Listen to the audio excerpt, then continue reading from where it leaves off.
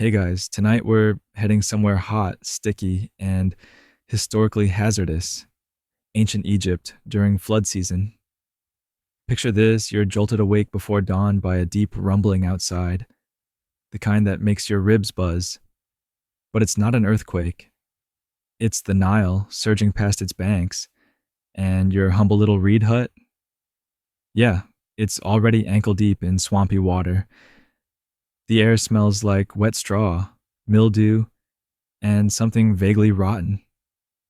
Maybe it's yesterday's catfish stew, or maybe it's the neighbor's goat again. Either way, you probably won't survive this, so before you get comfortable, take a moment to like the video and subscribe, but only if you genuinely enjoy what I do here.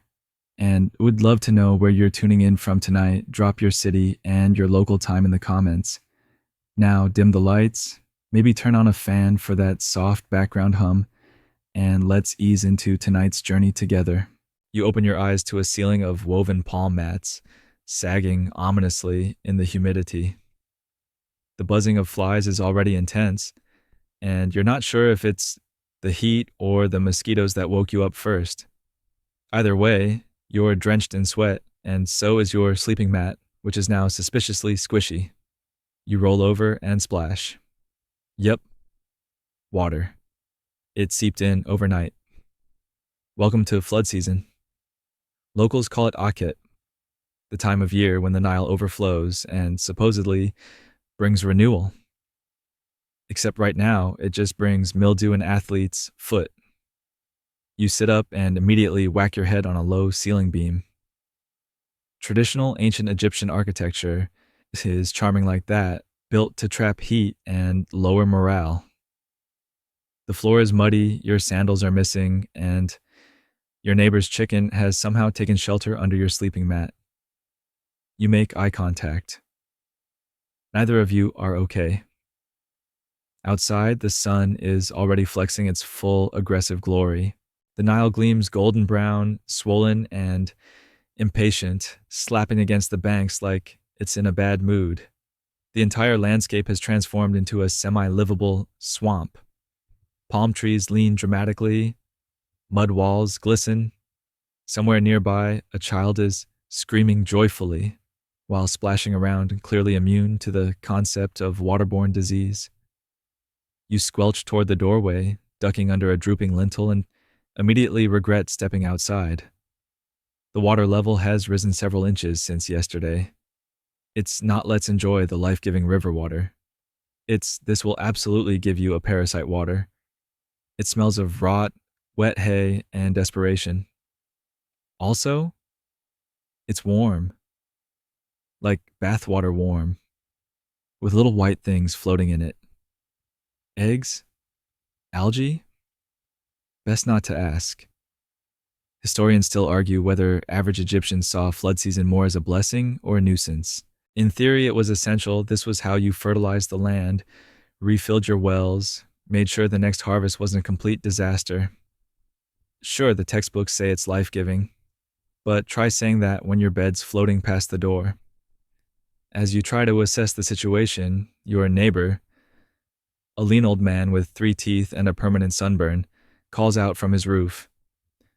You better move your grain sacks higher. Rats got mine last night. Great. You hadn't even thought of rats, or snakes, or hippos, or spirits, if your priest cousin is to be believed. Apparently the gods don't like it when you complain during Akhet. But guess what? The gods aren't the ones ankle deep in fish poop. You do a quick mental checklist of your possessions. You have 1 soggy sleeping mat, half a jug of lukewarm beer, a sack of barley that's now technically underwater, 1 tunic that smells like fermented onions, no sandals. This is shaping up to be an excellent day. You spot something floating by in the current. It's your cousin's wooden shaving bowl. Or someone's. Either way, it's gone. There's no real concept of personal property during flood season. If you don't tie it down, it becomes Nile property. The village isn't built for this. The narrow alleys are now canals. People move around on makeshift rafts planks of palm wood tied together with rope and blind optimism. You pass a woman trying to row her goat to higher ground. It's unclear who's more panicked, her or the goat. Down the street, the communal oven is underwater, which means no bread, which means riots, but in slow motion because no one wants to move too fast and splash. Someone's already yelling about it, waving a fish at a government scribe. The scribe looks unimpressed and entirely too dry for this environment. You kind of want to push him in. You wade back into your hut to find the chicken has now claimed your mat entirely and laid an egg in your bowl of lentils. You sigh, deeply. This is fine. Everything is fine. According to ancient Egyptian calendars, flood season lasted from mid-July to October, but the exact timing varied depending on how generous the Nile felt. Historians still debate how precise early Egyptians were at predicting the flood's arrival. Some think they used elaborate star charts, particularly tracking the rising of Sirius the Nile star. Others think they mostly just noticed when their goats started swimming. You take a breath, steam and swamp all around, and wonder, did ancient Egyptians also hate mornings this much? Then a fish hits you in the knee. Time to move. You step gingerly out into the waterlogged alleyway, which now doubles as a community canal. The mud squelches between your toes. If you had any sandals left, they'd be long gone by now. The water's risen higher than expected, lapping hungrily at doorways and flowing with a sluggish determination. A woven basket bobs past with something vaguely furry inside. You don't want to know. The village isn't panicking exactly, but it's moving with that tight-lipped, everyone's mildly horrified energy you see at family reunions when someone brings up politics. You glance up at the sun, already blindingly intense despite the early hour. Its heat is immediate, pressing, and inescapable, like an unwanted hug from the sky. You squint through the steam and start trudging toward the central square. Along the way, your legs are constantly assaulted by floating sticks, debris, and possibly small fish. At one point, something slimy slithers past your ankle. You pretend it was just a plant root. It was not. The village square is a mess. The water has pooled thickest here, creating a swirling mire of filth and foam.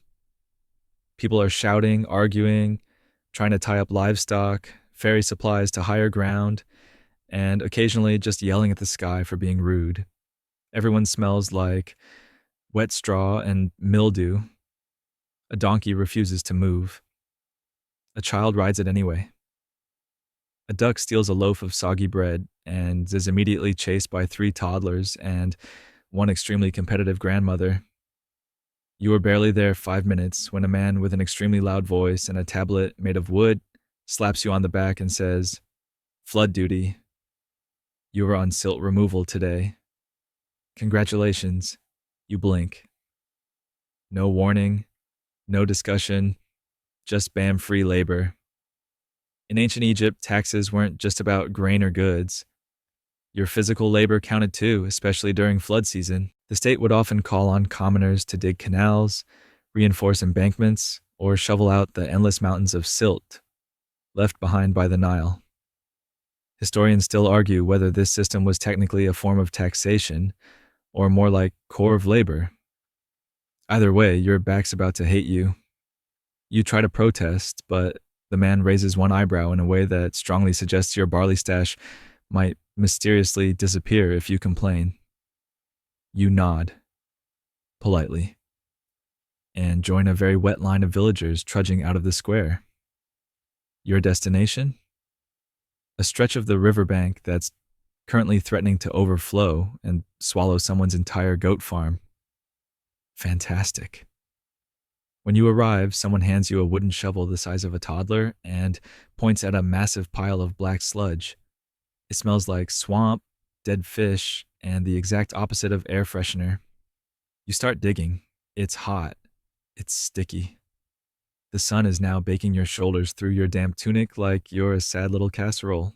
Every time you lift a scoop of mud, it slops off the side and right back onto your foot. Your biceps feel like wet noodles. Your hands start to blister. A beetle crawls up your sleeve.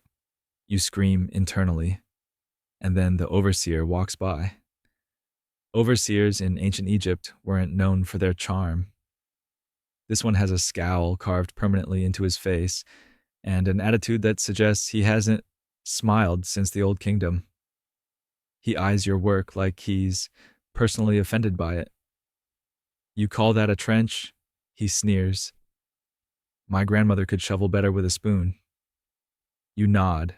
You keep shoveling. You contemplate faking a divine vision to get out of this. A guy next to you whispers, "If you collapse, just say a cobra bit you." They can't prove otherwise. This is both comforting and concerning. The hours drag on. Your back screams. Your hands turn into sandpaper. Occasionally, you're splashed with mud from someone else's shovel. Once, someone's sandal flies off and smacks you in the face. You don't even react anymore. You're numb. Emotionally, spiritually, moisturally.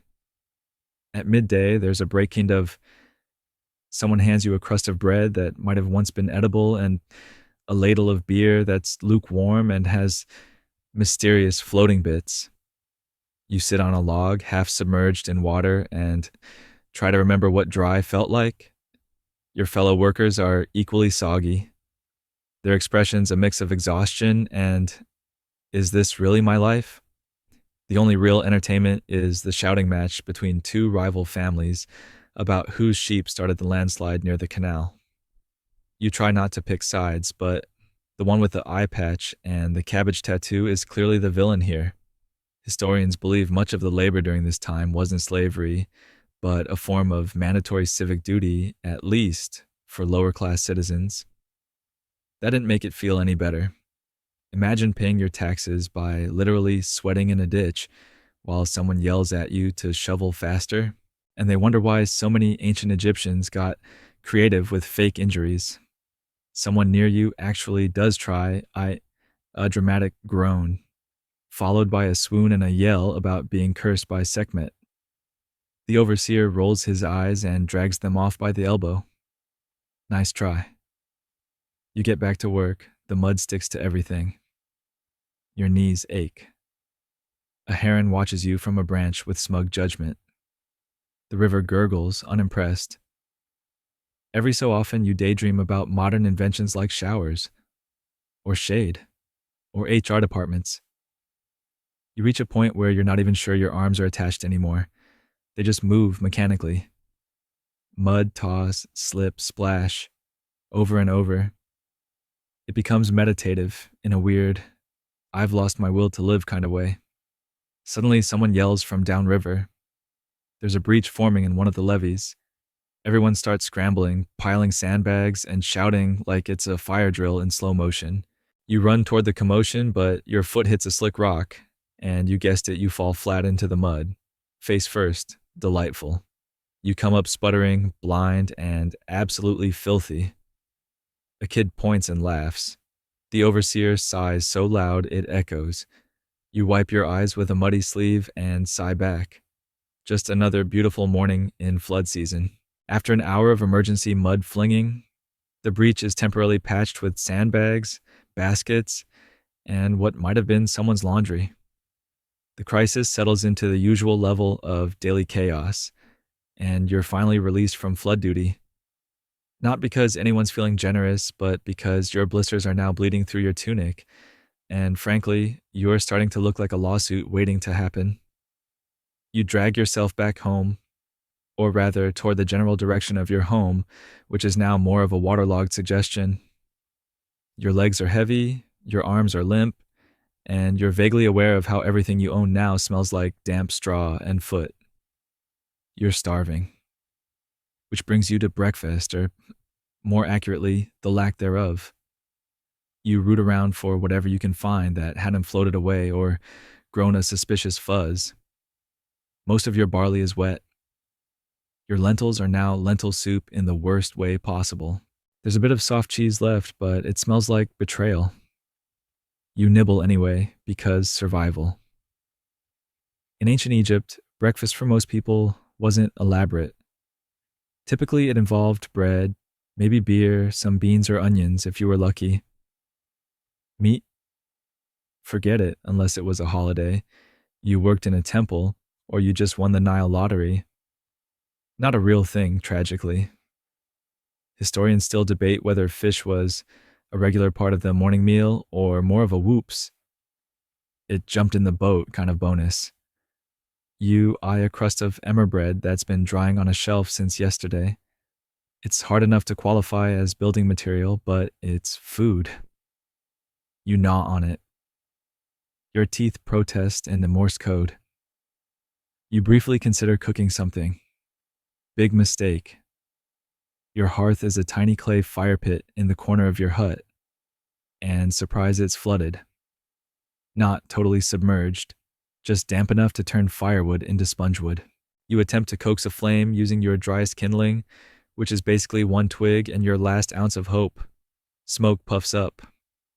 The chicken coughs. You cough. Something in the corner hisses. Might be been the pot. Might be been a snake. You don't wait to find out. You give up. You try the neighbor's place. He's already balancing a clay pot over his fire, somehow shielded from the moisture with a pyramid of roof tiles and possibly witchcraft. The smell of onions and lentils hits you like a religious experience. You ask politely, humbly, even offering to trade a jug of technically still drinkable beer. He declines, citing rationing and a vague reference to what happened last year.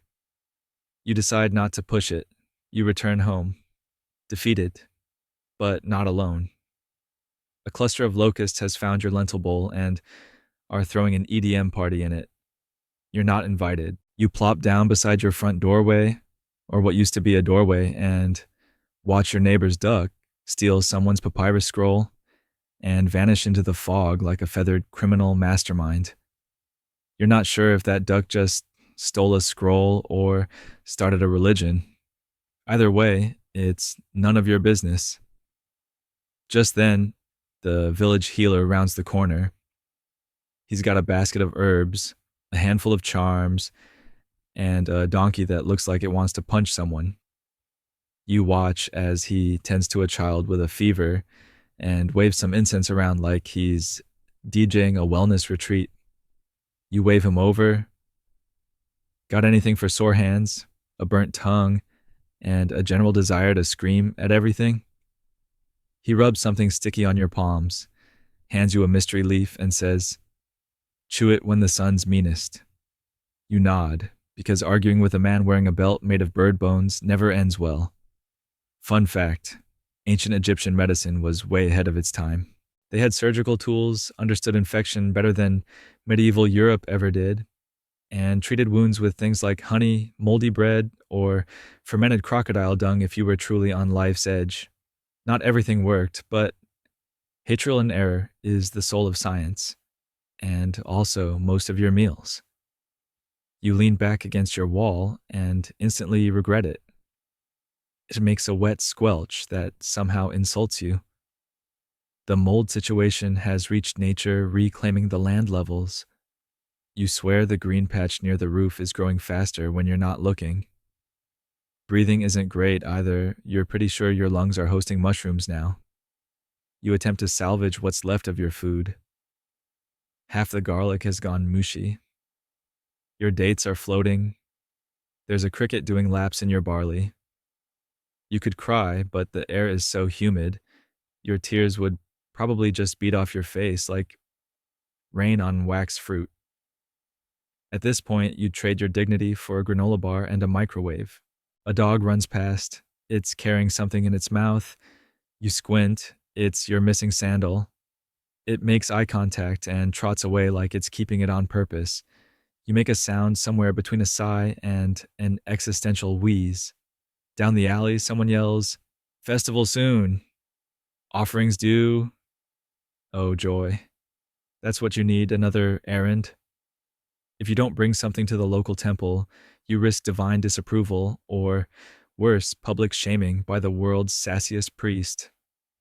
You dig through your stuff and find one shriveled fig. It's not impressive, but it's technically an offering. You wrap it in cloth, mutter something halfway between a prayer and a complaint, and set it aside. By now, the sun is directly overhead. Your tunic is sticking to you like emotional baggage. The air is dense, the birds have gone silent, and you get the feeling the Nile is waiting to pull another fast one. You think about sneaking a nap, maybe just lying still for a minute, but then a goat wanders into your hut, starts eating your mat, and lets out a fart that sounds like an omen. Breakfast's officially over. Just as you're about to evict the goat from your hut with whatever shred of authority you still possess, you hear it.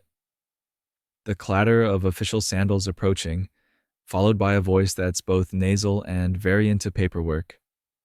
The village tax collector's making his rounds. Great. Just what this morning needed. You try to act casual, but there's only so much dignity one can project while standing in floodwater next to a goat eating your furniture. You give him your best respectful citizen face, which mostly looks like you're about to sneeze. He doesn't even blink. You, with the goat.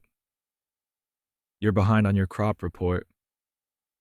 You squint like you didn't hear him. He flips open his wax tablet with the flair of someone who enjoys this part way too much. The reed pen is already poised like it's thirsty for bad news. I don't see your name on the canal shift list, he adds, and you haven't declared your barley yield. You clear your throat. The flood kinda took my scroll. You gesture toward the general sogginess. He raises one eyebrow in the way only government employees and annoyed baristas can. Did the flood also take your hands? Touch. In ancient Egypt, taxes weren't paid in silver or coins. You paid in stuff grain, oil, livestock, or you paid in sweat. The scribes were everywhere, tracking who owed what, how much, and whether your excuses sounded remotely plausible. Historians still argue whether the average farmer felt crushed under the system or just mildly bullied by it. But either way, you're about to pay the price. You try to explain that your fields were underwater and nothing grew. He nods slowly while scribbling, which is never a good sign. It's the ancient Egyptian equivalent of, sure, Jan. Finally, he snaps the tablet shut. Labor levy, granary crew, report in 1 hour. Don't be late.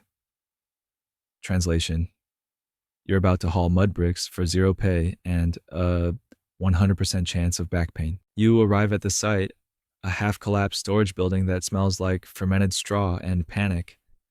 It's already swarming with sweaty, miserable villagers, doing their best not to drop things on each other. You're handed a shovel and 2 bricks, then told to take them to the far end. You ask where the far end is. The foreman just points vaguely at the horizon. Your workday begins.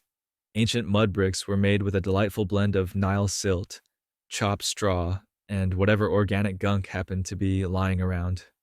The trick is keeping them moist enough to not crumble, but dry enough to hold shape. These, however, are doing neither. They squish, they crack, they fall apart like your motivation. You carry, you stack, you sweat. By the 5th trip, your shoulders feel like they've been replaced with boiled cabbage. Your arms are jelly. Your feet are 2 confused blisters wearing people costumes. Every few steps, you get smacked in the face with a reed or a loose sandal. It's all starting to blur together. Next to you, someone tries to build faster by stacking bricks at an angle. They collapse immediately, launching a cascade of sludge into your face. The foreman threatens to throw him in the Nile for sacrilegious architecture. No one questions whether that's a real offense. Doesn't matter. Break time comes at what you hope is midday, though your sense of time has completely melted. Someone tosses you a piece of dried fig. It tastes like bark, but you chew anyway. because chewing keeps you from groaning out loud. A guy slumps beside you. You ever think about faking a vision? Say Ross spoke to you and told you to stop hauling bricks? You shrug. Too many people tried that last week. The priest is onto it. You drink from a shared cup of lukewarm beer. It's flat and vaguely sour, like someone strained regret through a towel. You sip anyway. As the sun climbs higher, everything slows. Even the mosquitoes look tired. One guy collapses dramatically and claims he was cursed by a jealous ibis. The foreman rolls his eyes so hard you can hear it. You return to stacking. One brick at a time. It becomes hypnotic mud, lift, shuffle, drop. Repeat. You're not even fully conscious anymore. Your brain has entered offline mode and your body's just running on background settings. By evening, you've lost count of how many bricks you've moved. The only thing you're sure of is that none of this is OSHA compliant. Finally, someone yells, "Shift's done." And just like that, everyone evaporates. You stagger away like a creature escaping a bog, half expecting to find a documentary crew filming you in black and white. You limp home, covered in layers of dust, grime, and broken dreams. Somewhere in the distance, a flute starts playing. You're not sure if it's music, hallucination, or the soundtrack to your descent into madness. You decide not to care. You wake up the next morning to a sound that now lives permanently in your fight-or-flight reflexes. Someone screaming outside your hut. Not the terrified kind, more the something dumb is happening, and it's probably your problem kind. You stumble to the doorway, eyes half shut, tunic crunchy with yesterday's brick dust, and see your neighbor waving his arms like he's trying to signal a boat from space. The storehouse wall's given out, he yells, the whole backside's bulging. If it collapses, we're gonna lose the grain. There it is. Your daily disaster. You try to pivot and head back inside like you didn't hear it, but no such luck. Another neighbor yells, "Hey you, the one with legs, congratulations, you've been selected." Moments later, you're hip deep in community panic. The storehouse is somehow both ancient and recently repaired, and it looks like someone stacked wet brownies into a vaguely rectangular shape and prayed for the best. Every flood season, the moisture eats away at the lower layers like termites with excellent timing, and the entire town depends on this thing to keep its food dry. So, of course, they send in the professionals. And by professionals, we mean you, two guys with hangovers, a child who keeps trying to eat the mud, and one extremely enthusiastic supervisor who brought his own stick for pointing. The plan is to reinforce the wall using bricks, twine, and the thickest sludge this side of the Nile. Except the bricks are soft, the twine is fraying, and the sludge smells like something died in it 3 floods ago. So perfect conditions. You try to keep your sandals on, but the mud has other plans. After the second step, they get sucked right off like the Nile's claiming its tribute. Barefoot it is. Your feet are now part of the terrain. Someone hands you a bundle of bricks that squish a little when you squeeze them, which is not a good sign. You glance over at another guy dunking his bricks into a bucket of something gray and steaming. "Secret stabilizer mix," he says proudly. Donkey urine and straw ash. You consider asking follow-up questions, but decide ignorance is bliss. For context, ancient Egyptians actually did mix animal waste into construction materials. It helped with drying, durability, and apparently scaring off rodents. Whether this was scientific or just, hey, this smells bad but works is still up for debate among archaeologists. You climb a makeshift ladder to get to the top edge of the wall. The ladder is made of reeds and misplaced confidence. About halfway up, it shifts, like it's having second thoughts about supporting your weight. You pause, not breathing, while the guy holding the base of the ladder picks that exact moment to sneeze. You don't fall, but it's a close call. Very close. like your life flashes before your eyes, and it's mostly just mud kind of close. At the top, you start pressing bricks into place. They're slippery and misaligned, but you pretend to know what you're doing. Someone below yells, "That one's crooked." You glance down. It's the supervisor, waving his special pointing stick like a conductor with zero rhythm. You grit your teeth and keep working. A brick slips out of your hand, drops down the wall, and lands squarely on the supervisor's foot. He howls. You apologize. Sort of. A little. After a few more near misses and one very unfortunate slip that ends with you sliding down the ladder on your butt, the group agrees it's time for a break. You sit on a stack of rejected bricks, legs coated in mystery goo, hands raw, stomach growling. Someone passes around a basket with dates and half-dried onions. You grab a date. It's chewy and tastes faintly of river. You chew anyway. The conversation turns existential. Why don't we just let the wall collapse and call it a spiritual lesson? One guy says, because last time that happened, the priest made us walk around barefoot for a week, chanting about grain discipline. Another replies, you nod like that's normal. Because here, it is. As the afternoon heat cranks up from warm to you're being cooked alive, you all drag yourselves back to work. The mud has dried a bit under the sun, turning into a sticky paste that clings to your skin like it's emotionally attached. Back at the wall, you discover that the repairs you did before the break have already started to slump. You sigh, grab more bricks, and keep going. It's less building, more crisis management. At some point, a village artisan strolls by with a pot of pigment and unsolicited opinions. You're layering the straw wrong, he says casually. It won't hold the shape. You thank him with your eyes, which is code for leave before I throw this brick at you. Around the corner, a kid has taken it upon himself to decorate the drawing wall with a stick figure battle between crocodiles and hippos. You quietly root for the hippos. Then someone jerks a rope too hard, and the top left section of the wall crumbles like overcooked pastry. Silence. The group just stands there, blinking. The supervisor disappears again, as he always does when something breaks on his watch. No one speaks. You all just go back to scooping up the mud pile and reshaping it like you're sculpting your own emotional breakdown into architecture. Evening finally arrives. The sun dips low, painting the village gold, and everything looks way more peaceful than it is. You collapse onto a log with the other workers. You're soaked, filthy, exhausted, and so hungry you'd probably eat a brick if someone dipped it in garlic.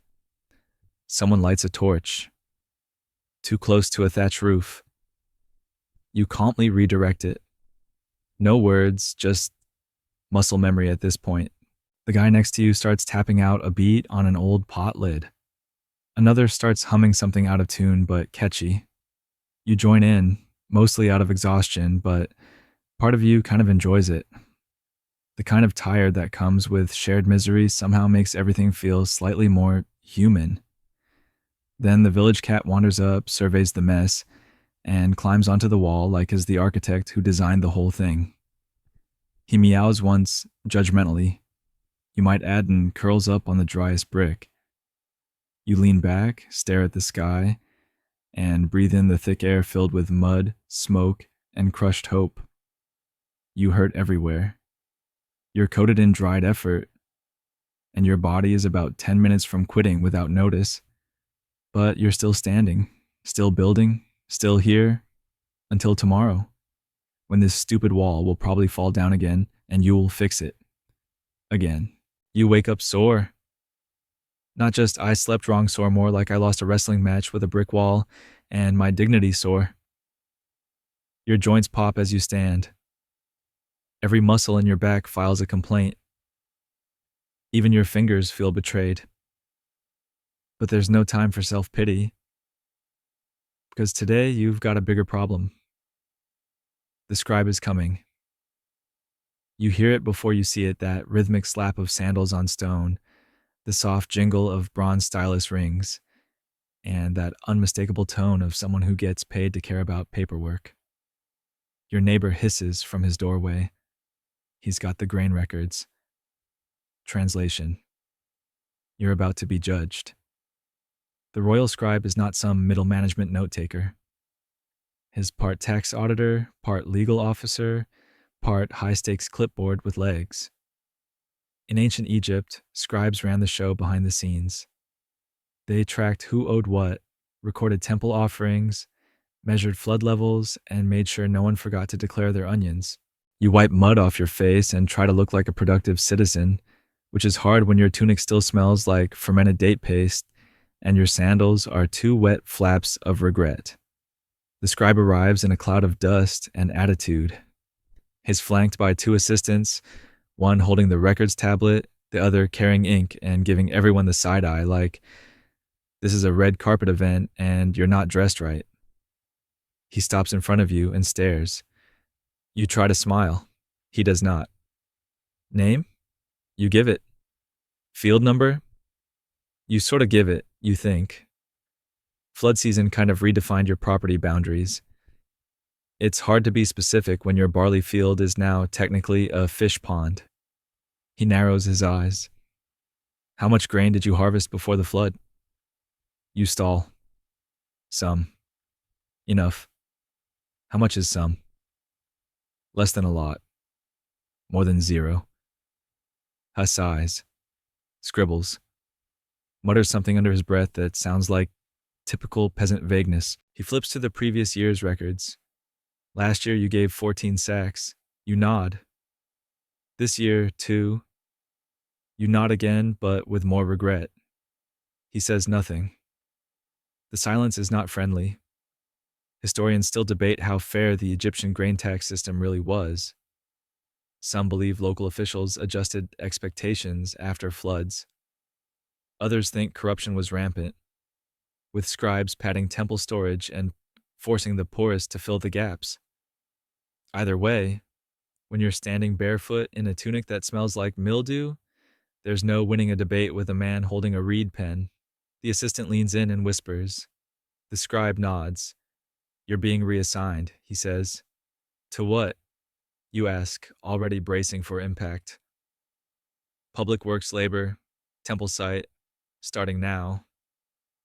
And just like that, your day changes direction with all the grace of a hippo in a pottery shop. You're herded with a few other underperforming villagers toward a sacred construction zone about a mile from town.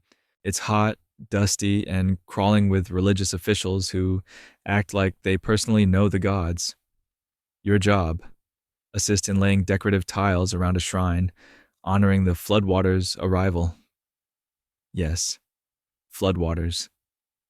The same flood that wrecked your hut, drowned your grain, and turned your socks into sea sponges. The irony is not lost on you. Your first task is carrying baskets of ceramic tiles across a slippery, muddy courtyard. These aren't normal tiles, they're fragile, painted, and probably cursed if you break them. You grip them like they're baby birds and shuffle like someone learning to walk again. Halfway across, your foot slips. You save the tiles but land flat on your back. A priest sees the whole thing. He walks over slowly, robes fluttering like Akis in a music video. You must remain balanced, he says, in that voice reserved for scroll reading and dramatic prophecy. As the Nile remains balanced between life and destruction, you blink. I think I sprained my balance. Guy sprained. He doesn't laugh. Just stares until you get up. The shrine itself is small but sacred, dedicated to Hapi, god of the Nile's bounty. The walls are decorated with carvings of water, lotus flowers, and extremely muscular gods flexing near baskets of grain. You're told to clean the edges without touching the art. No pressure. Someone hands you a brush. It's tiny. Toothbrush tiny. You look at the wall. It's 20 feet wide.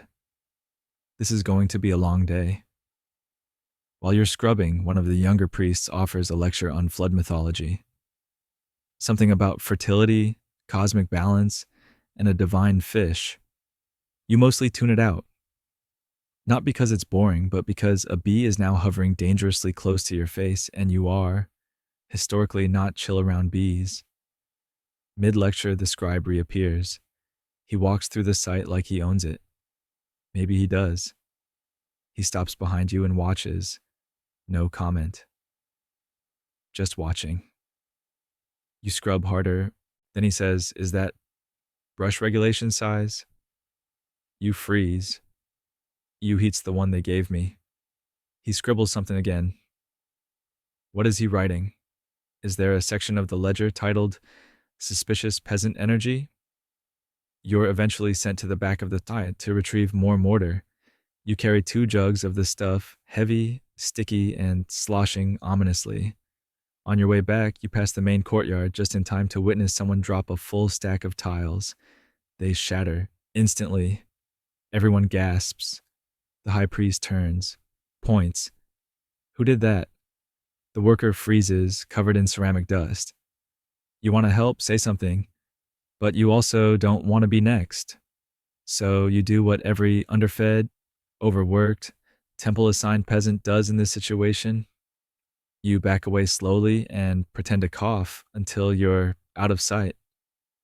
You spend the rest of the afternoon laying tiles and pretending you know what sacred geometry is. One tile has a tiny crack, so you rotate it and put it face down. Another has a weird bird drawn on it, but you assume that's intentional. You're not risking divine retribution over aesthetics. As the sun drops lower, you're finally dismissed. Your hands are cramped. Your knees feel like stone. You've spent the day doing religious labor you didn't ask for, watched at least 3 people cry from tile stress, and earned precisely 0 food or praise. You walk home sticky, exhausted, and deeply suspicious that the scribe wrote something about you that'll show up again later. But hey, you didn't drop anything sacred. That's a win. You think. You start the day with exactly one goal. Barter for something edible before you pass out from temple tile trauma. Easy enough, right? Wrong. Because as soon as you step into the village market square, you realize that literally everyone else had the same idea. The place is a human soup shoulder to shoulder, elbow to elbow, sweat to sweat.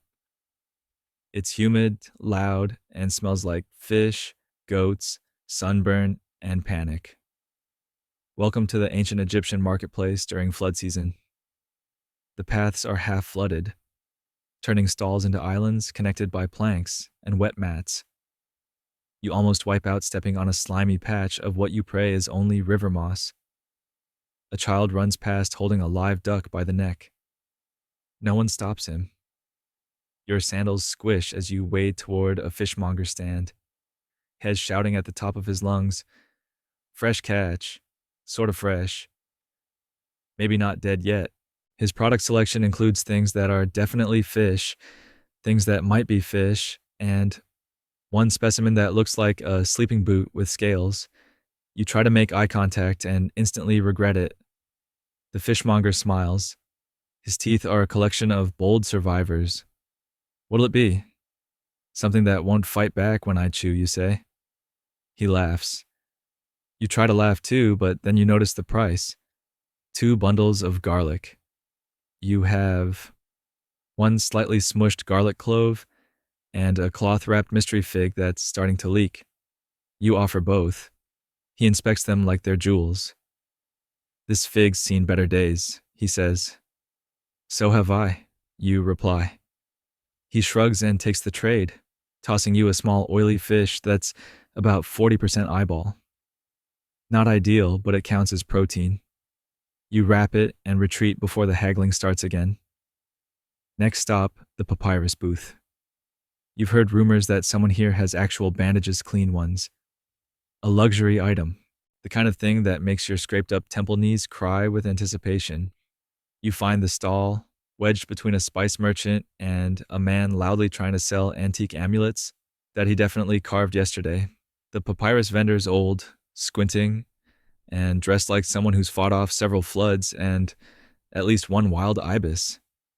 He eyes you up and down. You look like someone who fell off a roof, he says. I look like someone who worked on a roof, you correct. He snorts and pulls out a bundle of linen strips. They're cleanish. You'd settle for less. 5 beans per strip. You blink. That's robbery. That's capitalism. You haggle. Poorly. You offer half your remaining lentils, a broken reed comb, and a promise to help him lift something heavy later. He agrees not because the deal is fair, but because his back actually does hurt, and you look strong enough to ruin yours in the process. Trade complete.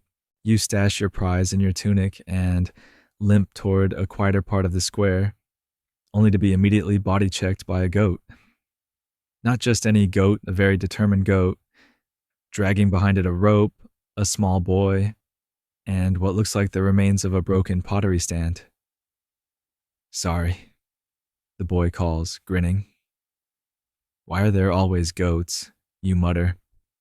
Historians believe that marketplaces in ancient Egypt weren't just about trade, they were also major social hubs. News spread here, deals were made, marriages arranged, fights broken up, or sometimes encouraged depending on who had coin writing on the outcome. They were messy, vital, and, if today is any indication, completely exhausting. You wander past stalls selling onions, dried lotus pods, sandal straps, charms shaped like frogs, cheap wine in reused oil jars, and small cakes shaped like little pyramids. You almost buy one until you watch the baker swat a fly off the icing with his bare foot. Yeah, moving on. Near the edge of the square, a woman is selling clay pots. You stop to admire one shaped like a hippo. It's cute. She sees you looking and launches into a speech about how it keeps water cool with the blessing of Tauret. You nod, impressed, and accidentally ask the price. It's way too much. You pretend to hear your name and back away slowly. Then, without warning, the crowd surges. Word spreads fast. Someone down by the canal is handing out salt. Free salt. A miracle? A scam? Maybe both. You don't know who started it, but now the whole market is stampeding toward the lower stalls. You're swept up in a tide of elbows, baskets, flying sandals, and one guy who yells out of the way, "I've got a sprained pharaoh," which makes no sense, but he's very passionate. You get jostled, tripped, spun around. At one point, you're pretty sure someone uses your shoulder as a launch pad. You fall into a pile of dates, sweet, sticky, and very uncomfortable. You crawl out, check that your fish is still wrapped, and spot your neighbor across the square waving frantically. "You okay?" he shouts. You hold up your fish like a trophy. "Victory." He nods solemnly. "Respect." Eventually, the chaos settles. The salt? Gone. Vanished. The man who started it? A potter's apprentice pulling a prank on his brother. Classic. You can't even be mad, it's almost impressive. You limp out of the market like a soldier returning from battle, arms full of weird loot, tunic ripped, feet bruised. But you've got bandages, you've got fish, and you've still got one garlic clove. That's what we call an economic triumph. On the way back, you pass the shrine and spot one of the priests still buffing the altar tiles you worked on yesterday. You lock eyes. He nods once as if to say, "We're both still alive." Amazing. Back in your hut, you collapse onto your mat. The goat is gone. The chicken is asleep in your food bowl. The air smells like slightly less death than usual. You cook your fish over a small fire, using one of the papyrus strips as kindling, because your priorities are shifting and your knees have unionized. You eat. It's weirdly crunchy. You don't ask questions. You're full, not dead, and for now that's enough peasant glory for one day. The night is strangely quiet. Not peaceful, just quiet, which is always suspicious in a village built on water, livestock, and poor decisions. You drift off to sleep expecting to be woken by something dripping, buzzing, or mooing. Instead, it's chanting. Low, rhythmic, and getting louder. You groggily sit up and peek outside. The sky is still black, the stars wide awake, and half the village is already gathering near the canal with torches. Someone's banging a drum. Badly. You see your cousin walking by in his ceremonial tunic, barefoot, holding a basket of offerings and wearing the expression of someone who definitely forgot this was happening. Flood rites, he mutters. Temple said everyone has to help. Hap is watching. Fantastic. Nothing says restful sleep like spontaneous river worship. You throw on a semi-dry tunic, grab the cleanest thing that vaguely resembles an offering, which turns out to be a shriveled onion and a chunk of stale bread, and shuffle toward the torchlit procession like someone auditioning for a sleep-deprived cult. The annual flood ceremony is meant to honor the god Hapi, bring balance to the Nile's waters, and keep everyone from dying in a waterlogged famine.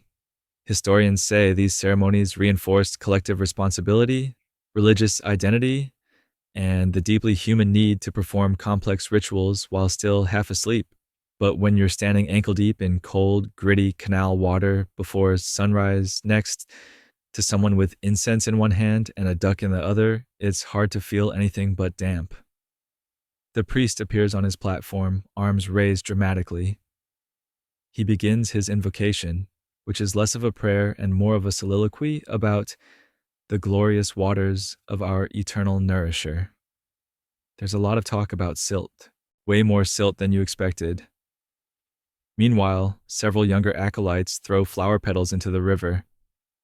Some scatter beautifully, some immediately sink. One lands on a turtle shell, which is now sacred, apparently. Then comes the ibis dance. No one can remember how or why it became part of the ritual, but it's tradition now. Two teens in bird costumes shuffle in circles, while a reed flute wails like a goat in therapy. A child claps offbeat. A dog howls in protest.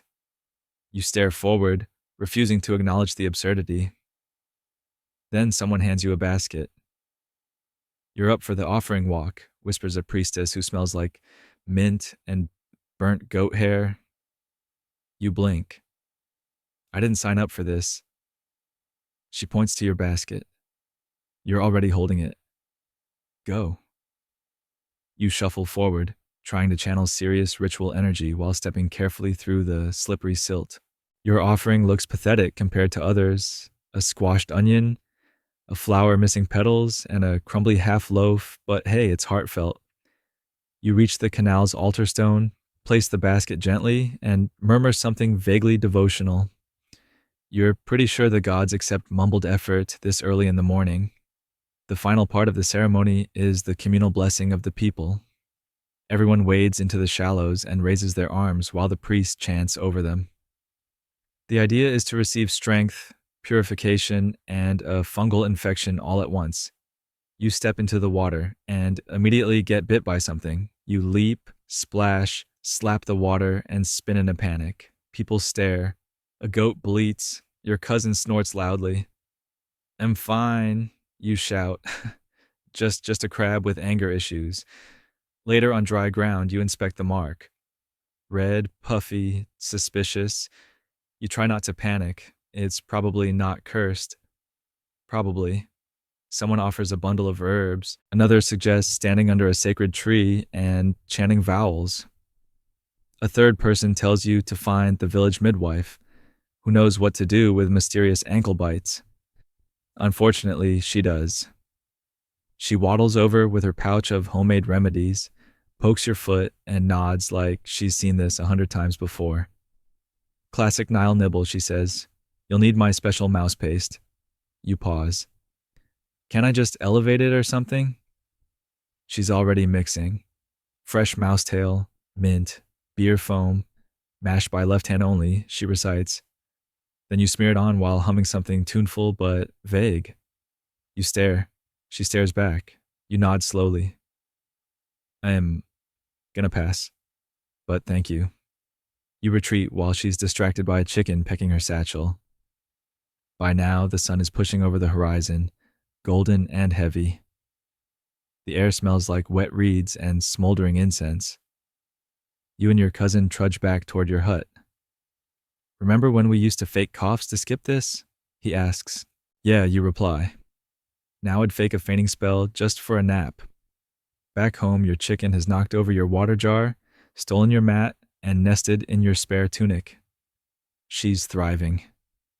You sit on the edge of your doorway, foot throbbing, clothes damp, pride medium rare. But you made your offering. You got out without a curse, probably. And you avoided fermented rodent sauce. That's a win. As the village settles, the ibis dancers retire, and the priest finally runs out of silt metaphors. You let your eyes close. You fall asleep wondering if Hoppy truly hears your prayers or just tunes in for the entertainment. You're awakened not by birdsong or the soft lapping of river water, but by screaming. Very specific screaming, the kind that says, the livestock got out again, and they're headed directly for the granary. You sit up groggily, rubbing your temples, and spot your neighbor sprinting after a runaway cow with a rope in one hand and an expression that reads, "This is not how I planned my morning." Behind him, a half-dozen goats form a small stampede across the muddy path, knocking over baskets, tripping children, and absolutely traumatizing one very confused priest. Flood season isn't just water and prayers. It's chaos. The kind of chaos that multiplies by 10 when you mix rising water, farm animals, and clay architecture. With the river overflowing, fences collapse, storage pits turn to soup, and animals, already not known for rational decisions, suddenly develop a passion for jailbreaks. You think about pretending to be asleep again. You even lie back down. But a duck waddles across your chest before you can close your eyes. And not your duck. So you throw on a damp tunic and report to your new assignment, canal maintenance. You and 3 other lucky villagers have been tasked with inspecting the runoff gate near the eastern channel. Your tools? 1 rusted shovel, a questionable rope, and a long stick someone keeps calling the prodder. When you get there, it's clear things have gone wrong. One side of the canal is completely clogged, twigs, reeds, broken baskets, soggy linen strips, and something that used to be a sandal but now looks like it belongs to an ancient swamp god. The water is bubbling with pressure behind the blockage. You can hear it groaning like it's personally offended. Who's going in first? Someone asks. Everyone looks at you. Naturally. You step into the water, which is colder than betrayal and twice as slimy. The mud grips your ankles like it's trying to barter for your soul. You wade forward carefully, using your shovel to test for depth, not because it helps, but because it feels slightly less stupid than just guessing. You reach the pile and begin digging. Each scoop is heavier than the last. Bits of unidentifiable gunk fly into your face. A frog leaps from the debris and lands squarely inside your tunic. You don't even scream, you just sigh. This is your life now. Eventually, the others join in once they're sure it's safe. The water starts to move again. A swirling rush of brown, bubbly Nile sludge blasts through the cleared gate, carrying bits of vegetation, possibly a sandal, and your last shred of patience. You climb out, soaked, stinking, victorious. You think you've earned a break. Nope. A small child runs up yelling that the communal latrine pit has overflowed. You stare at him. He stares back. Not it, you mutter. He shrugs and runs off to ruin someone else's day. Historians still argue whether ancient Egypt's flood management was an engineering triumph or just highly coordinated panic. Judging from your morning so far, it's definitely panic, with a dash of improvisation and a strong side of denial. On the way back, you pass a hut where 2 elders are patching up a clay wall with what appears to be equal parts wet dirt and sheer hope. One of them squints at the sky and mutters, Rivers speaking again. You nod gravely. She's got a lot to say lately. He grins and offers you a palmful of dates. You eat 3 before realizing one was maybe not a date. Back at your own hut, you discover your chicken has taken full ownership of your water jar. She glares at you like you're the intruder. You lift her out gently. She pecks your hand anyway. You take a few minutes to rinse the canal sludge off your arms and legs. You're halfway through scrubbing when someone walks by announcing that the priests are looking for volunteers to repaint the temple murals. Painting? You pause. That sounds clean. Creative, even. Probably no frogs involved. You show up to the temple, hoping for a slightly less grim assignment. A novice priest hands you a small jar of mineral pigment, a crumbling sponge, and a brush that looks like someone chewed it during an argument. You're not painting a wall. You're assigned to border detail on the bottom edge of a mural approximately 6 inches from the floor, which means squatting, which means your knees are screaming before the first stroke of paint. The mural shows a noblewoman receiving offerings from farmers. You're retouching the baskets, over and over again. Wicker baskets, clay baskets, decorative ones, functional ones. Most are filled with onions because, of course they are. After half an hour, you realize your painting style can best be described as aggressively interpretive, but no one seems to care. You're just grateful to be sitting down, even if your spine is curving into a question mark. A priest walks by and nods. Those onions look real. You glance at him. That's because I've seen too many in real life. He almost smiles. Progress. Around midday, the temple gets hot. The pigment's begun to smell faintly like wet chalk and despair. You excuse yourself and find shade under a date palm just outside the courtyard. You lie down and close your eyes. Bad idea. A date falls directly onto your face. You curse softly and eat it anyway. You're too tired to be picky. From a distance, you hear someone yell, "The goats are loose again. You don't move." You lie back in the dust, eyes half closed, arms flopped out like you're trying to make a dirt angel. Somewhere nearby, a reed flute starts playing a tune that sounds suspiciously like the one from the Ibis dance. A kid laughs. A chicken squawks. The smell of mud, roasted garlic, and river breeze fills your nose. You survived frog ambushes, canal chaos, unsolicited goat sightings, and you even painted vegetables with alarming emotional depth. And somehow you're still upright. The afternoon sun hits like a hammer wrapped in velvet, gentle at first, then relentless. You're brushing dust off your tunic and wondering where the last 2 hours went when a breathless temple boy jogs up, clutching his side like he just sprinted across the entire district. "We need help at the granary," he wheezes.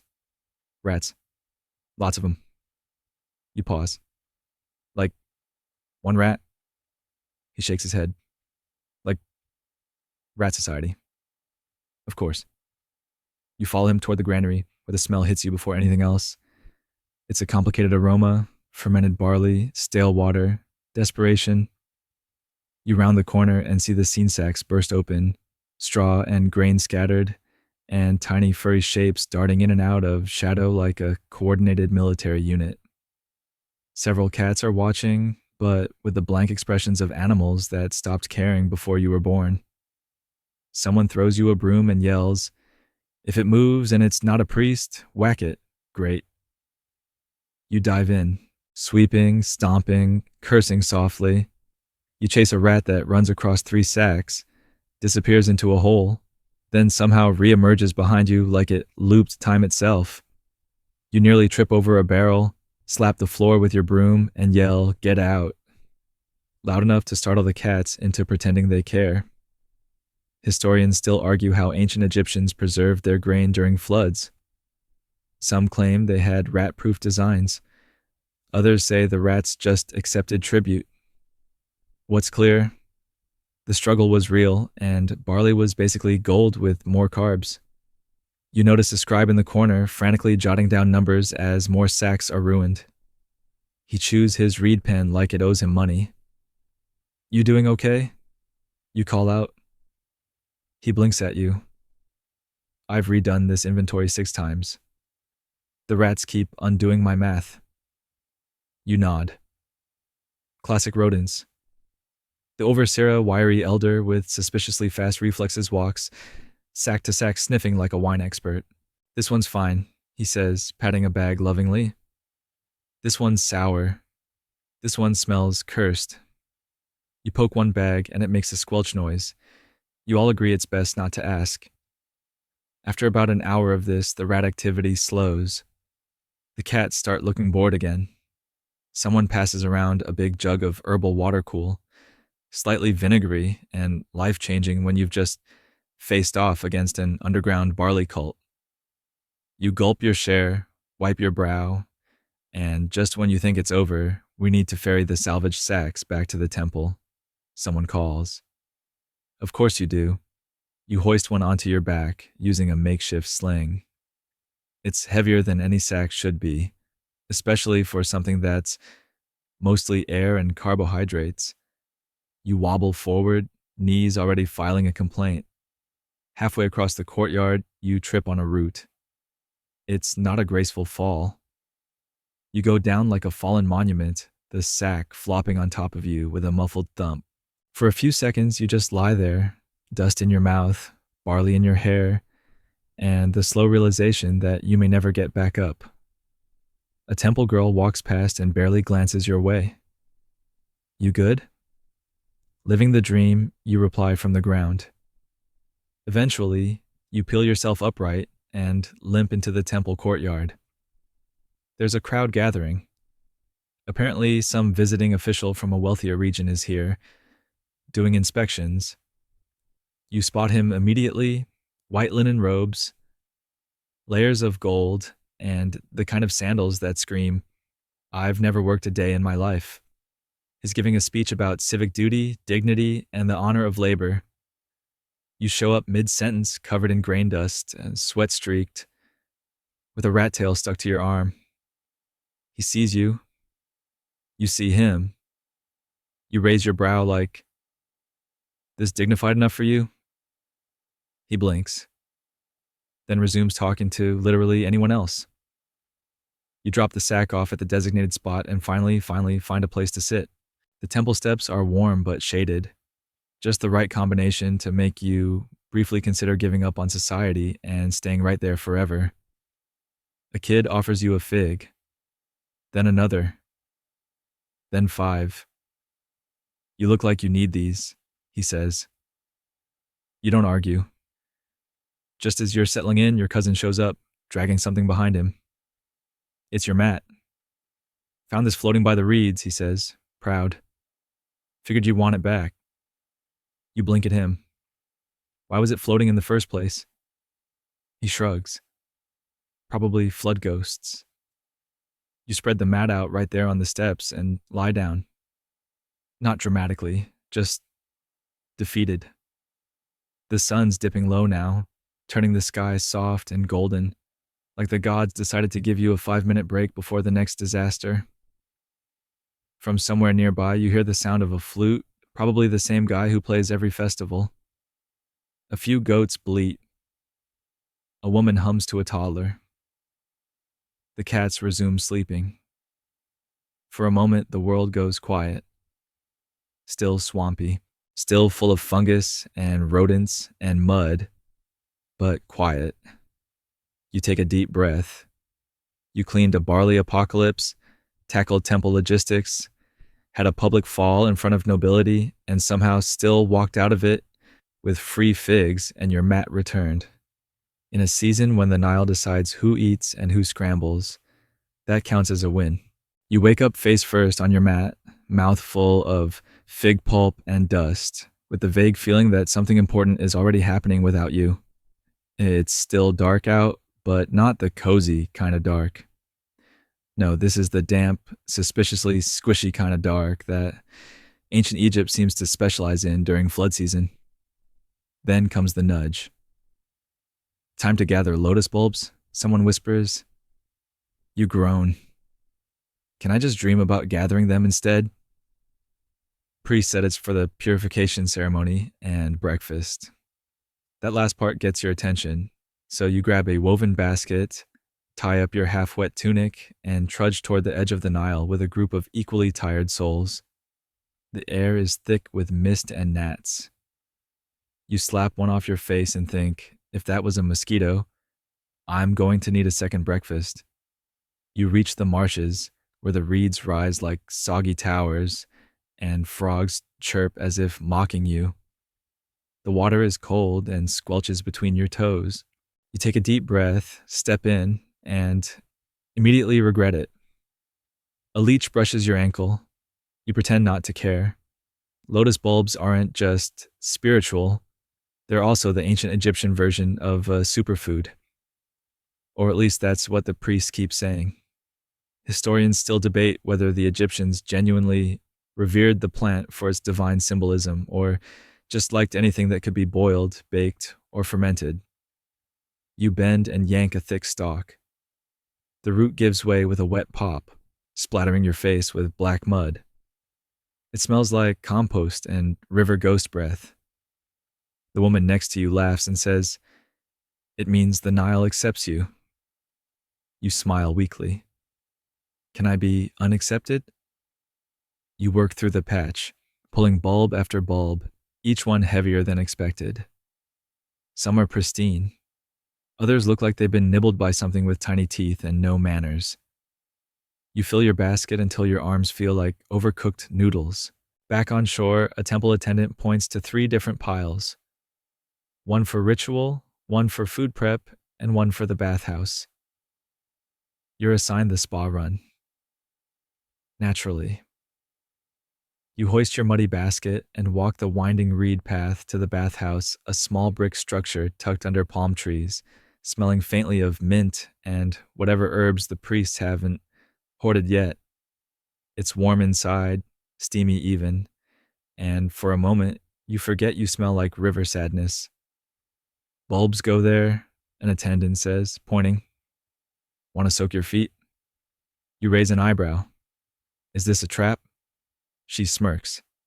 "If it is, at least your feet will be clean." You sit on a low bench and dip your tired, muddy feet into a clay basin filled with lotus-scented water. It's warm, fragrant, and feels like the Nile's apology for everything she's put you through. Your eyes close briefly.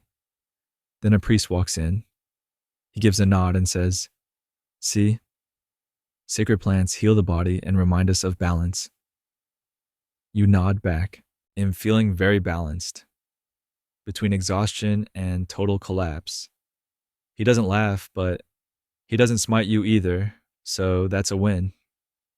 After a few minutes of bliss, you're gently told it's time to move along. You towel off your feet with something that's definitely seen better centuries and head back toward the village kitchens. Apparently, the main baker is out with river belly. You don't ask. You just accept your fate and pick up a grinding stone. Grinding emmer wheat should come with a warning label. May result in spontaneous shoulder failure. The grain is rough, the tools are blunt, and the floor is littered with tiny pebbles that sneak into the mix like they've got a vendetta against your teeth. You start pounding. Slowly, rhythmically. Someone next to you starts humming. Another person claps. Before you know it, the kitchen sounds like a weird but oddly catchy drum circle. Even the toddler dancing near the fire pit seems impressed until he trips on his own foot and lands in a basket of leeks. He pops back up, victorious, holding a leek like a trophy. You keep grinding.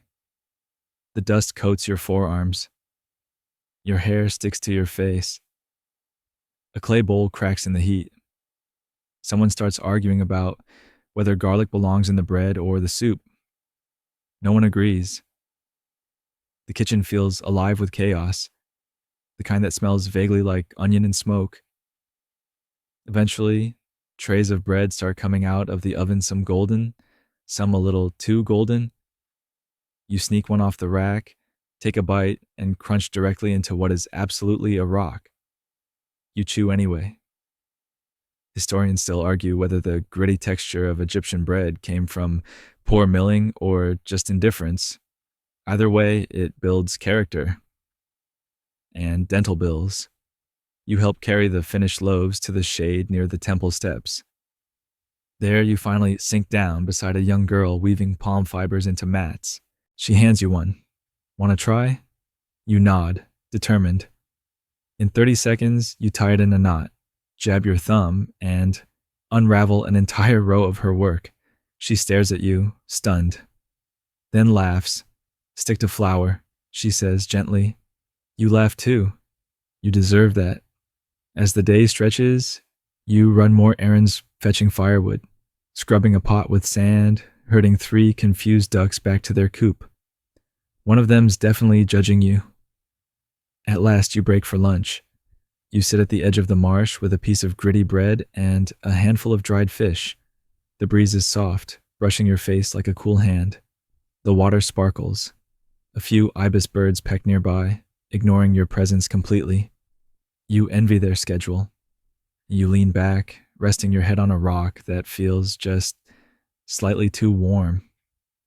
Your hands are sore. Your legs buzz with that kind of fatigue that's too deep to fight. But your heart is steady. Your breath is calm. You've survived frogs, floods, rats, public embarrassment, foot soaks, and rock bread. And somehow you're okay. You even know where the best fig trees are now. That's practically a superpower. You don't so much wake up as reassemble. Your joints crack like papyrus being unrolled. There's something sticky on your face, probably fig. Maybe barley glue.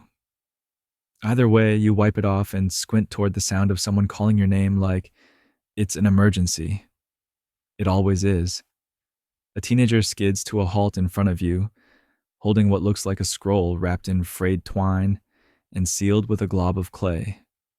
Temple needs a runner, he says between gasps. Message to the East Canal outpost. You're fast. That is demonstrably false. But at this point, arguing is harder than running. You grab the scroll, adjust your sandals, and set off, wondering once again how you became the local errand mule. The path leads along the edge of the floodplain, muddy and uneven, with reeds tall enough to rustle secrets. You hop over puddles, dodge a goat, and duck under a branch that was definitely not there yesterday. Running in ancient Egypt is not elegant. Your sandals slap, your breath wheezes, and every step sends a puff of fine silt into your eyes.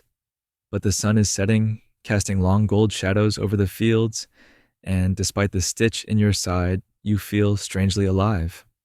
Along the way, you pass 2 boys wrestling over a stone. One yells, "It was my turn," while the other responds with, "You blinked." A small dog joins the fray by biting nobody and barking at everything. You keep going. By the time you reach the outpost, a squat mud brick structure with a tattered canopy, the guards are arguing about whose turn it is to fetch water. One of them eyes you like you might be carrying good news or snacks. Scroll delivery, you pant. The older one breaks the seal, mutters something about levy damage, and hands the scroll to his superior, who has the permanent expression of someone who's read every bad omen twice. They talk among themselves, using phrases like reinforcement lines and water creep, none of which sound fun. Then one turns to you and says, "Tell the temple the east gate's straining. Well, patch it by first light. Hopefully." You nod, pretending to memorize it. Then ask, "You want me to run it back?" He smirks. "Unless you want to sleep here with the mosquitoes." That settles it. You start the run back. Slower this time. Your legs are complaining in increasingly poetic terms. The road curves near a drainage ditch, filled with what looks like soup for frogs. One leaps onto your foot, immediately regrets it, and hops away with a judgmental glare. As you approach the temple gates again, torches flicker to life. The sky has gone from amber to plum. The temple glows in the dusk like something carved out of fire and limestone.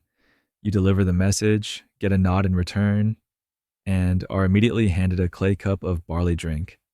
It's lukewarm and vaguely sour, but miraculously hydrating. You drink it like it's liquid gold. Then the priest points at a half-finished mural. We're behind schedule, he says. Want to help? At this point, you'll say yes to anything that involves sitting down. You are handed a narrow reed brush and a flat shell dish full of pigment. The design has already outlined boats gliding across blue waves, offerings in baskets, a giant crocodile lurking in the corner for dramatic tension. You're told to paint water, specifically the soft ripple behind the main priest boat. No pressure. The brush glides over the plaster wall, surprisingly smooth. The pigment smells like crushed flowers and vinegar. You fall into the rhythm dip, stroke, breathe. The courtyard buzzes gently with life. A novice is mixing new paint by crushing minerals in a stone bowl. Another is mumbling a prayer under their breath as they add gold detail to a sun disk. Historians still argue whether murals like these were done by artisans only, or if temple workers pitched in during festivals. Judging by the number of smudges on your sleeve, you're leaning toward group project. A girl next to you accidentally paints a tree where a reed should be. Oops, she whispers. Maybe it's a metaphor you offer. For what? Vegetation confusion. She giggles and keeps painting. As the night deepens, stars appear overhead, clear, sharp, and endless. You realize this is the first time all day you've actually stopped moving long enough to look up. Orion is there, or whatever the Egyptians called him. You wonder if he's ever painted a boat. The mural grows, stroke by stroke. The boats come to life. The river swirls beneath them. You're suddenly weirdly invested in making your waves look respectable. You're handed a small chunk of bread and a dried fig as thanks. You eat slowly, watching torchlight dance on the painted wall. The mural won't be finished tonight, but it doesn't need to be. It's enough to see it begin. You lean back against a warm stone pillar, brush still in hand, and let the sounds of the courtyard drift around you. Whispers, fire crackles, the soft scuff of sandals on worn tiles. It feels like a lullaby, but made of footsteps and paint. You think back on the day. Mud, messages, murmurs, murals. It was a strange one, but oddly beautiful. And tomorrow? Tomorrow you'll probably be roped into hauling bricks again. But for now, you're just a painter under the stars, giving a river god his proper ripple. The sun hasn't risen yet, and already you're standing in a line of yawning, foot-shuffling villagers in the temple courtyard, waiting for your daily fate to be handed down like a bad gift. The priest at the front looks far too awake for someone who didn't just crawl out of bed face first. He unrolls a scroll dramatically, scans the list, then points directly at you. Canal debris crew. South Inlet. Wear something you won't miss. You would laugh, but your tunic already smells like the inside of a fish's diary, so there's nothing left to ruin. Within the hour, you and 3 other equally unenthused souls are slogging down the canal path, the morning mist clinging to your skin like damp linen.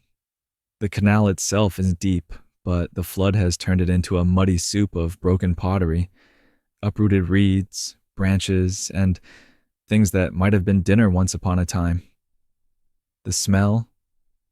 Think wet hay mixed with regret. Your job? Clear it. You start with the easy stuff loose reeds, clumps of algae, a lone papyrus scroll too faded to read. Then comes the real challenge, a drainage pipe clogged with a wad of vine, rope, and what might be the world's angriest frog. You squat, grab, and pull. Nothing. You tug harder, you slip, flail, and land flat on your back in a puddle of dubious texture. Classic. The others burst out laughing. You wipe muck from your eyelids and mutter, the Nile's idea of a welcome kiss is wildly inappropriate. You try again. This time the clump gives way with a squelch, sending water gushing and revealing, surprise, was bloated fish corpse that seems personally offended by your interference. You toss it aside, gag only slightly, and move on. Downstream, a log has wedged sideways in a narrow bend. It takes all four of you, plus one long stick, several groans, and one accidental splash to roll it loose. When it finally topples into the current, water rushes through with a sound like applause. You take a dramatic bow. No one claps. Typical. Just as you're catching your breath, you spot something glinting beneath a mat of silt. You dig it out slowly, turns out it's a broken amulet. Bronze, maybe, shaped like a lotus. The edges are worn, but the craftsmanship is beautiful. Keep it, one of the others shrugs. Might be lucky. Or cursed, someone else adds. You stare at it. Is there a difference? Still, you pocket it. Why not? You've already been sneezed on by a duck this week. How much worse could it get? After scraping sludge from the canal's edge and removing enough debris to build a decent raft, you're rewarded with a bowl of barley porridge and a half-dried date. Not exactly a feast, but warm enough to feel earned. Mid-morning bells ring from the temple tower clear, echoing and oddly official. You wander back to the courtyard and find a new figure setting up shop. A young scribe from the city, eyes bright, hands clean, clothes suspiciously unstained, has arranging what looks like a game board, but it's clearly some kind of record-keeping tool. Reeds of different colors, small stones, and clay tokens sit in neat piles. You watch as he explains the system to a group of kids, who are half listening and half plotting to steal the red tokens. He says each reed color represents commodity goats, barley, linen, labor hours, and the stones are multipliers. It's complex. It's clever. And it makes you instantly suspicious. You mutter to the girl beside you, bet he's never fallen into a canal trying to save a frog. She grins. Bet he's never touched mud. The scribe catches your eye. Want to try? He asks. We're simulating tax intake. Wow, you say. Just the adventure I was hoping for. Still, you sit and he walks you through the system. You start sorting colored reeds and assigning them to fictional farms, imagining how much wheat a certain village might owe. Before long, you're actually enjoying it. The logic is satisfying, the patterns comforting like ancient Sudoku, but with livestock. Historians still debate how advanced Egyptian accounting truly was. Some believe everything was tallied with precision by scribes using decimal groupings. Others suggest that in smaller towns it was more like a pile for you, a pile for us, and one for the gods. Whatever the truth, your fake goat records are flawless. The scribe seems impressed. You've got a good eye, he says. You nod. It's from counting ducks that don't want to be counted. Later near the kitchens, things are less peaceful. Smoke is rising, an incense smoke, but the acrid, panicked kind. Someone let a stew boil dry, and now a cauldron is hissing angrily, while a cluster of cooks fans it like they're trying to put out a fire with shame. You jump in, offering water, and end up stirring a new batch of lentil stew, while a tiny boy sprinkles salt like he's blessing the Nile. Eventually, the crisis passes. The smoke clears. A few flies try to claim ownership of the stew. You wave them off with righteous fury. Finally, you escape to a quiet corner beneath a low fig tree beside the granary. You slide down the wall, spine grateful, limbs heavy. A breeze rustles the leaves above. You dig the amulet from your pocket and turn it over in your hand. Was it a token of love? An offering? A priest-forgotten lunch decoration? Who knows? But it's yours now. A boy passes and tosses you a fig. Payment for today's drama, he says. You take a bite. It's sweet, sticky, and full of tiny seeds that get stuck in your teeth, but honestly, it's perfect. The sky is bright now. A few birds dart overhead, and you hear the distant slap of sandals on stone, the hum of a worker's tune, the clink of amphorae being stacked. All of it soft and rhythmic, like a living lullaby. You close your eyes for a moment. You shoveled canal sludge, accidentally invented goat math, helped save a stew, and earned a fig. That's more than enough for one morning, and more than enough to feel for once like you might actually belong here. You wake up to silence. Not peace, not calm, just silence. And in a place like this, that's rarely a good sign. No clanging pots, no ducks arguing over pond territory, no temple bells announcing a breakfast shift, just the soft whoosh of breeze brushing across stone. So naturally, you go investigate. Barefoot and bleary eyed, you follow the faint murmur of voices toward the edge of the village. And there they are, half the town, bunched around the canal like they're waiting for something divine to show up or possibly explode. At the center of it all stands a priest, decked out in full ceremonial, garb-painted linen robes, gilded collar, and a staff shaped like a cobra that's seen better centuries. He lifts his arms dramatically toward the sky as two assistants trail behind him with baskets full of herbs, clay jars, and very committed facial expressions. "What's this about?" you whisper to someone beside you. "Flood prediction," they say with a shrug. "They're asking Happy to behave." You blink. Happy the god or Happy the kid who stole my bread yesterday? The god. Though both are unpredictable, you nod solemnly. Historians still debate whether these ceremonies were real meteorology or just interpretive meteorology. There were nilometer stone staircases that measured rising waters, but today, this feels more like a Broadway audition. The priest begins chanting, low and rhythmic, while someone scatters powdered incense into the breeze. The smell is a mix of cinnamon, smoke, and whatever crushed lotus smells like when it's been sitting in a jar for 2 months. Then comes the wine. 2 clay pitchers of dark red are poured slowly into the canal as an offering. The liquid swirls like blood in the current, and someone behind you mutters, "Looks like Hap is getting tipsy." A small boy nearby asks, "What if Happy doesn't like wine?" His older sister answers, "Then we all swim to Syria." Fair enough. You're swept up into the movement of the crowd. Offerings are passed around. Figs, salted fish, little loaves shaped like cows and crocodiles. You hand one to a toddler who immediately bites its head off and looks around triumphantly. "Divine snack," he announces. You end up near the musicians, drummers, lyre players, and one guy who seems to be making music by shaking a basket of pebbles. The music starts slow, ceremonial, but soon picks up into something that makes your hips start moving before you've approved the motion. Dancing breaks out. Not professional dancing, not sacred, ritual movement. Just the kind of dancing you do when your stomach's full. Your feet are sore, and the gods haven't destroyed anything yet today.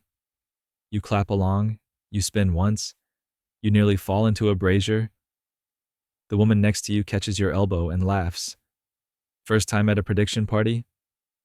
You nod, and hopefully not the last. Next up, communal stew. You're ushered into the kitchen area where 3 large clay pots bubble over open flames. Your job? Garlic detail.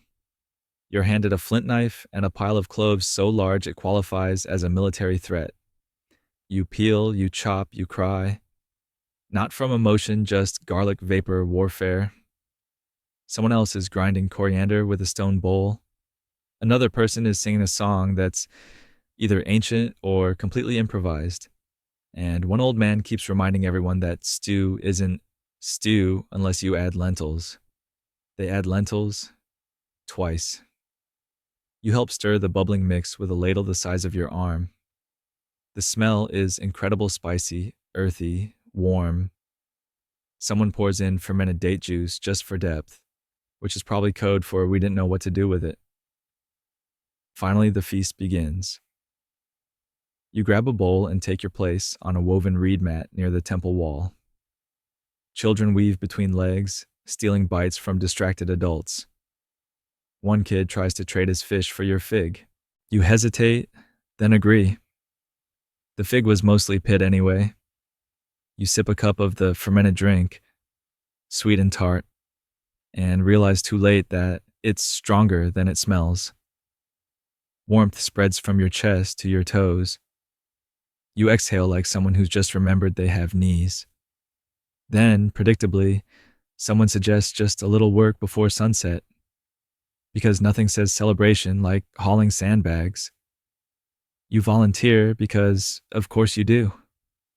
You join a line of villagers reinforcing the levee wall. It's hot, sweaty, and your arms protest with every lift, but you've gotten good at the rhythm. Grab, pass, stack. Grab, pass, stack. Occasionally curse softly. The wall rises slowly, stone and sand against the possibility of too much Nile. It's not glamorous, but it's necessary. You glance up at the sky, no clouds yet, just the same wide blue expanse. When the priest strolls by and nods in approval, you feel oddly proud. Finally, someone yells, "Break time." With the same energy people usually reserve for spotting treasure, you flop down onto a flat stone at the water's edge. The canal flows past, calm and deep, like it knows things you don't. A pair of turtles drift by, riding the current like professional loafers. You take out your little lotus amulet and turn it over in your hand. Still scratched, still muddy, still yours. A girl nearby hums a lullaby, completely off-key but sweet. Someone starts carving a new name into a bench. Another person dips their feet into the water, sighing audibly. You lean back, eyes half closed, listening to the quiet sounds of people simply existing. No rush, no orders, just a breath. The prediction ceremony didn't summon a thunderclap or part the sky. It didn't solve the grain shortage or scare the flood into submission. But somehow it helped.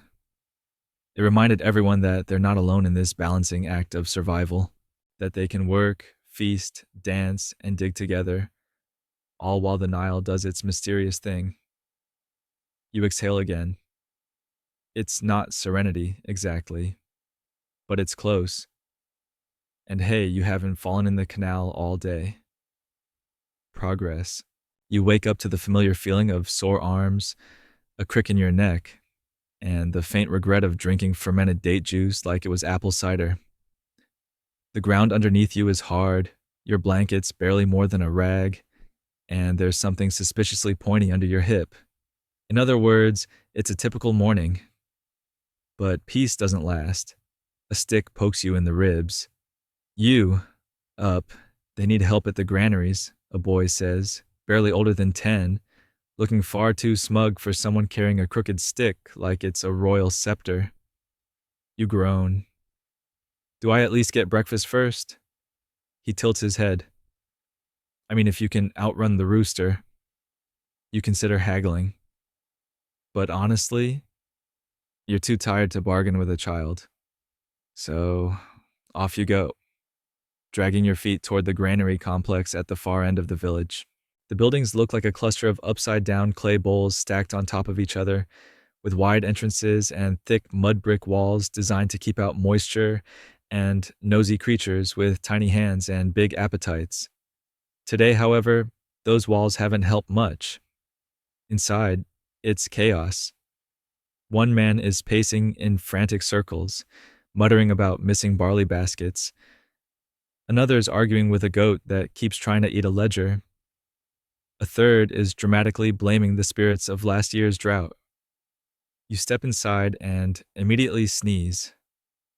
The air is thick with chaff, dust, and the distinct smell of grain that's gone funky. "Glad you're here," says a woman with a long chalk tablet and a frizzy braid. "You're on rot patrol. If it's squishy, throw it out. If it moves, run." You blink. What if it does both? Then tell it a prayer and run faster. Your first job, opening basket after basket of barley, sniffing, poking, and trying not to gag. Some of it's fine. Some smells like it's been used as a tomb for bad decisions. One basket has a tiny frog inside, perched on the barley like it owns the place. You close that one very gently. As you work, the girl with the chalk keeps notes with the precision of a tax auditor, and the sass of someone who's seen 5 too many goats ruin inventory. You knew? She asks, not looking up from her scratches. Newish, you reply. I've already been mistaken for a pillar twice. She laughs. Stick around. You'll be part of the furniture by the end of the week. At one point, you both discover a hidden stash of dried figs tucked behind some older baskets. Smuggling, maybe? Or just someone trying to keep a snack for the apocalypse? Hide them, you whisper. Already forgotten, she replies, tucking them casually into her belt pouch like a pro. By midday, the heat is unbearable. The sun has turned the inside of the granary into a dry sauna, and the walls radiate warmth like bread ovens. Sweat trickles down your back. You're fanning yourself with a discarded reed lid, and someone jokes about moving the operation underwater. Another adds, whoever invents cold storage will be richer than the pharaoh. Eventually, you're asked to help shift baskets to a new pit, one that's been freshly lined with flat stones to keep the rats out. You lift, you carry, you slip on grain husks, and nearly do a full somersault into a sack of lentils. But hey, you mutter to yourself, at least it's not bricks again. Later, a junior scribe arrives, skin too clean, sandals too polished. He squints at the disorder and says, we'll need an exact count. Every grain, standard compliance. You stare at him. You stare at the thousands of baskets. You stare back at him. No. He blinks. You gesture to the chalk girl. Talk to her. Says the oracle of numbers. He mutters something about protocol and youth laziness, then walks straight into a goat and drops his stylus. The goat eats half of it before anyone intervenes. Historians still argue how efficient Egypt's granary systems really were. Some claim records were obsessively maintained, with strict temple oversight. Others say the farther from the capital you went, the more things ran on trust, chalk, and the occasional bribe of figs. Judging by today, you're leaning toward Team Fuzzy Math. By late afternoon, you collapse onto a low stone bench outside the granary. A worker hands you a cup of barley drink. It's lukewarm, oddly gritty, and tastes like watery cereal milk, but you're too tired to care. The chalk girl sits beside you, wiping sweat from her forehead with a flap of her tunic. So, she says, surviving flood season? You sip. Barely. I've fought off swamp frogs, surprise stew fires, and more sand than one body should contain. She grins. Then you're right on track. Before you can respond, the temple bell rings sharp, echoing, urgent. The courtyard stirs. Someone shouts, "The priest has flood readings." You and half the village shuffle toward the center compound like sleepy ants. Kids run ahead, priests line up in ceremonial robes, and a man is trying to wrangle a goose that very much does not want to be involved. The priest ascends a small stone platform. His voice is calm but firm. The Nile has risen. A pause. Moderately, consistently, blessingly. There's a soft ripple of applause. A few gasps of relief. Someone cries quietly. The meaning is clear. The fields will thrive and the homes will remain dry. A good flood year. You look around at the villagers' tired, dusty, callous people who've been hauling sandbags, counting grain, tending goats, and whispering prayers into the wind. And you realize they needed this. Maybe you did too. Someone slips a date into your hand. You don't even look to see who. You just eat it slowly, savoring the sticky sweetness. The breeze shifts, carrying with it the smell of fresh earth and clean water. Somewhere, a flute begins to play a soft tune, barely louder than the wind. You lean against a pillar, close your eyes, and breathe deep.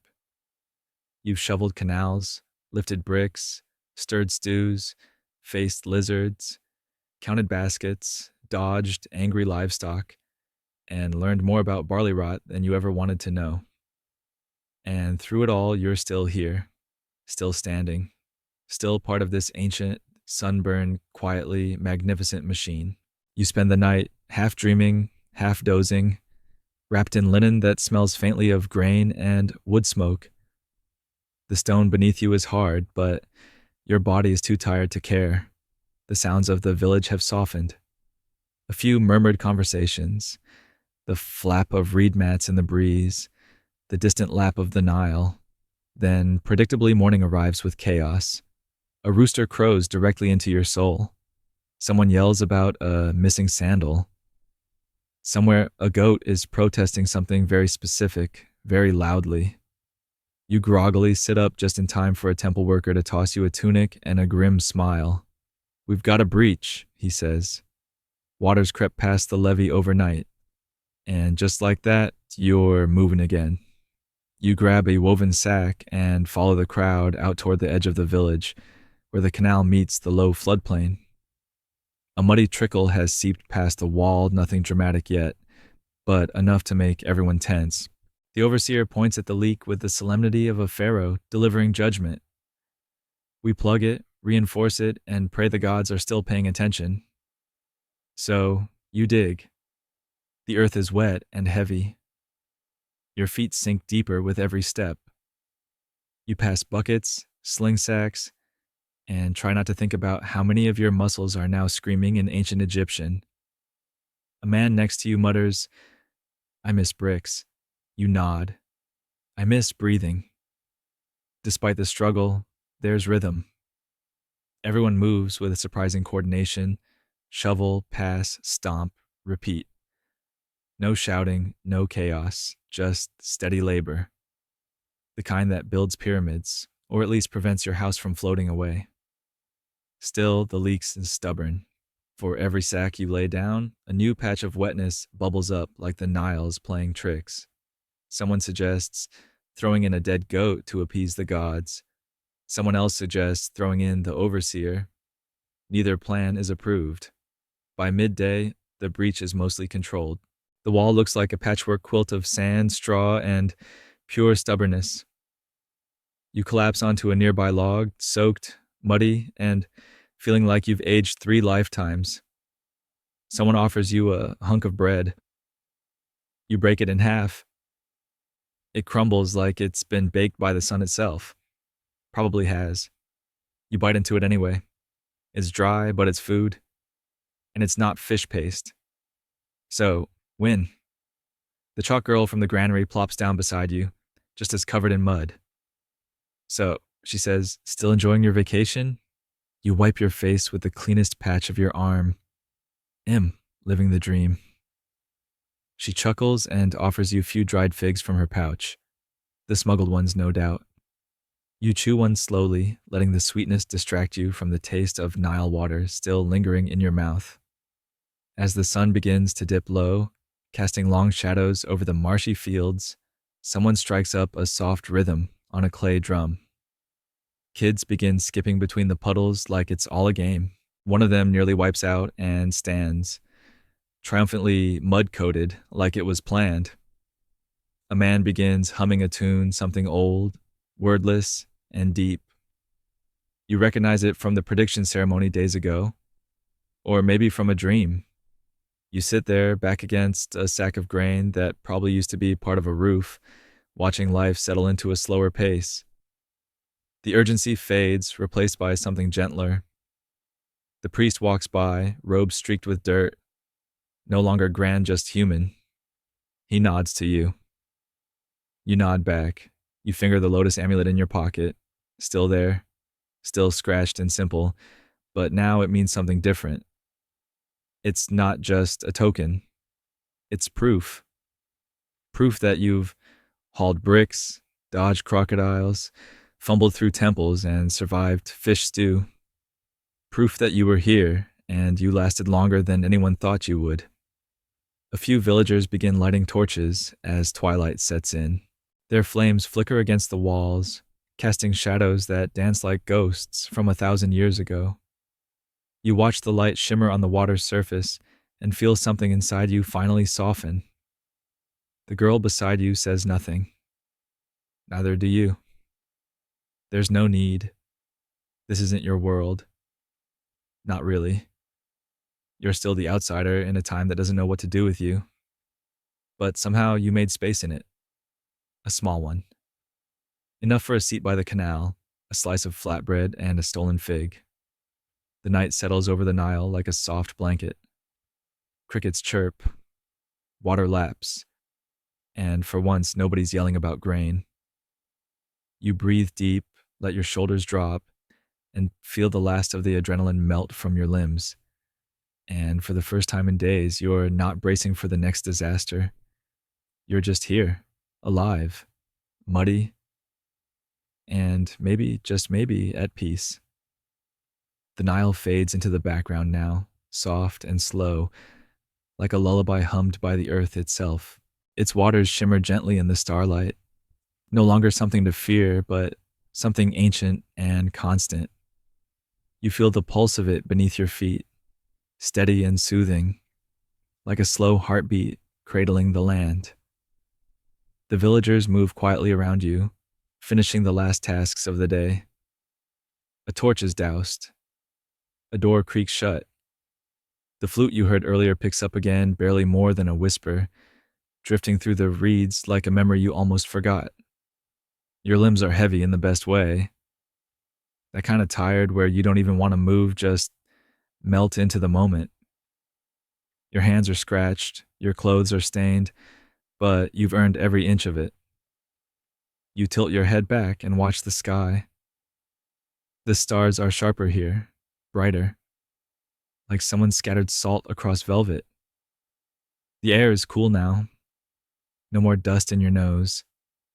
Just the faint scent of clay, myrrh, and sweet fig on your fingers. You feel a breeze brush against your face, gentle like a sigh. Tomorrow will come with more work, more heat, more noise. But not yet. Right now, there's only stillness. Only you, the Nile, and a kind of quiet you didn't know you'd been needing.